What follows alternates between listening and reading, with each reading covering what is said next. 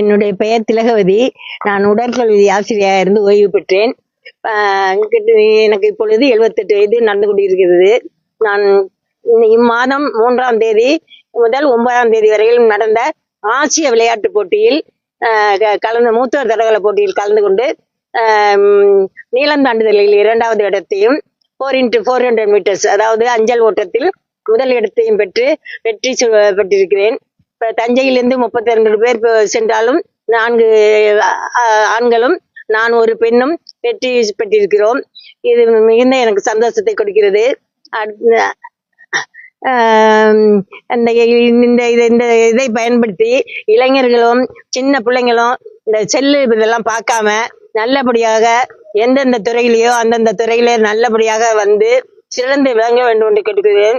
கஞ்சாவும் இதுவும் அடிச்சுக்கிட்டு இது பண்ணிக்கிட்டு எந்த போதைப் பொருளுக்கும் அடிமையாகாமல் எல்லாரும் நல்லபடியாக வந்து நாட்டை முன்னேற்ற வேண்டும் என்று கேட்டுக்கொண்டு இந்த டிவிக்கு எல்லாருக்கும் நன்றியை கூறிக்கொண்டு என் உரையை முடிக்கிறேன்.